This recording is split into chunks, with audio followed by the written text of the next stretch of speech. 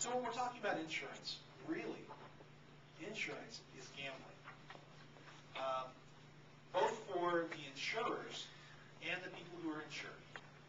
The insurer takes a look at your information profile, and they make a careful statistical determination of how much your health care is likely to cost them over a certain period of time.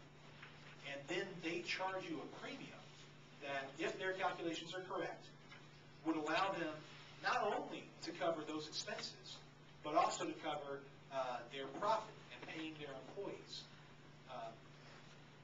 So their risk, the gamble they take, lies in the possibility that you might in fact incur costs that are greater than they expect, or that you might do that sooner rather than later.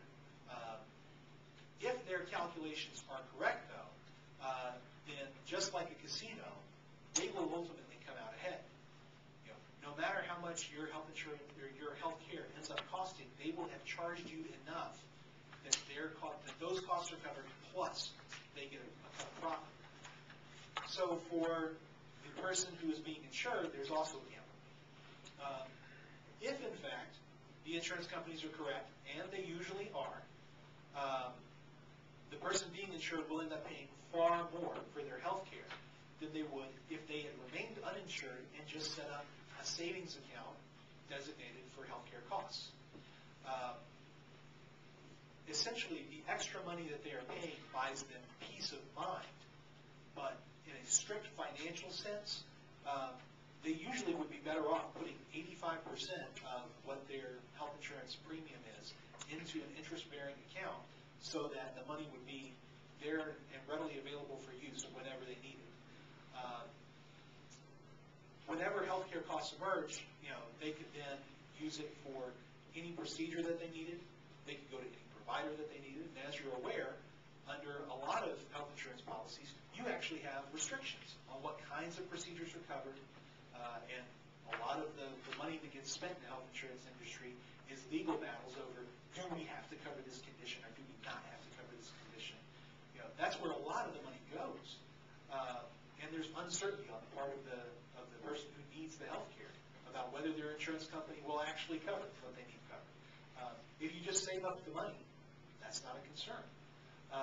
But really what the trade-off involved, the insurance sacrifices this extra money, the premium, and a significant range of choice as to the providers and the procedures that are going to be covered, in exchange for the assurance that if they get sick or injured before they could have saved up that money, that it'll be taken care of.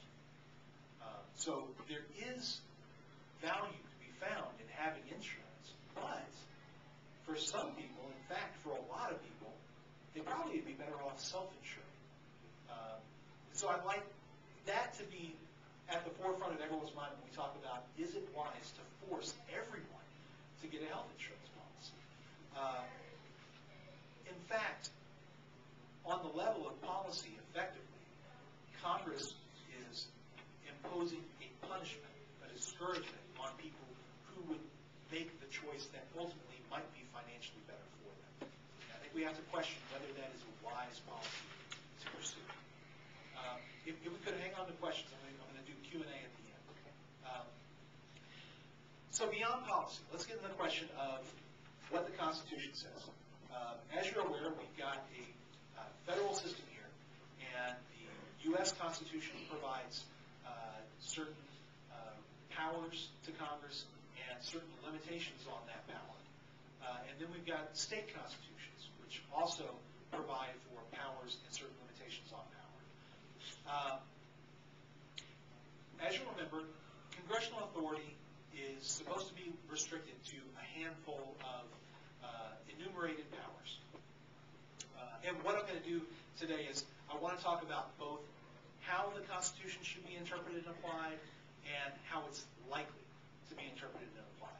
And those, unfortunately, are frequently two very different things. So the first question that a court is going to ask if Congress passes this health insurance mandate is, does Congress actually have the authority to do this? Well, the bill as currently written sources its authority in Congress's enumerated power to regulate interstate commerce.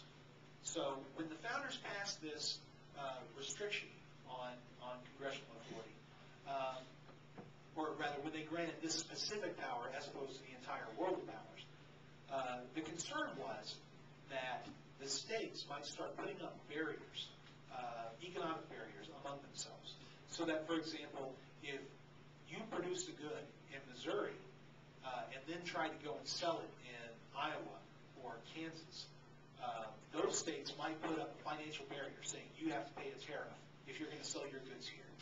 And by doing that, they would try and protect their own industry or their own economy.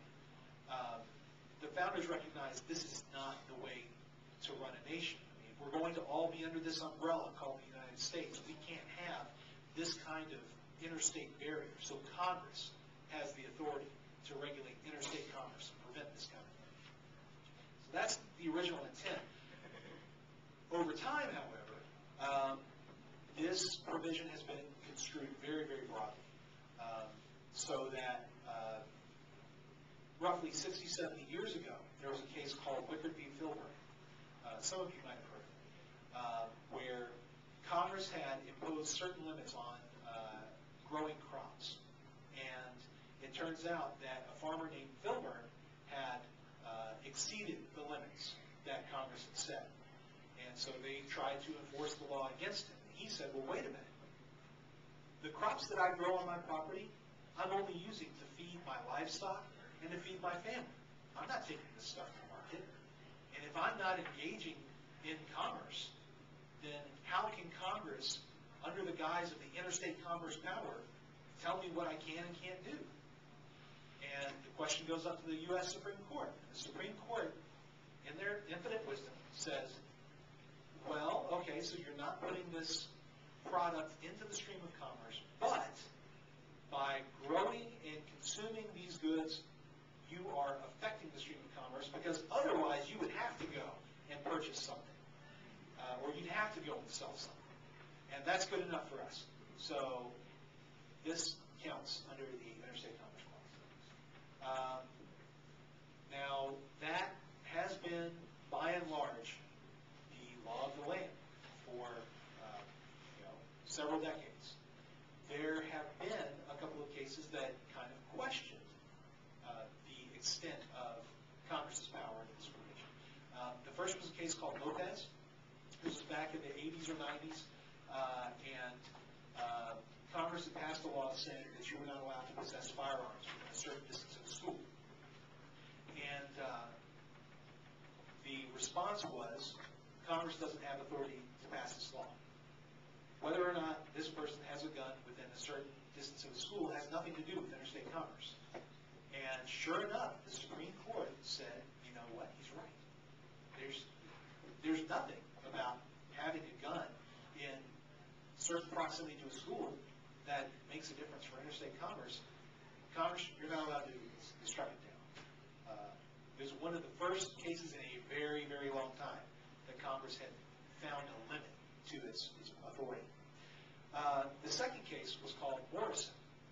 And for that, Congress said, well, we think that there should be the option for heightened penalties, heightened criminal penalties, if someone commits a gender-based crime.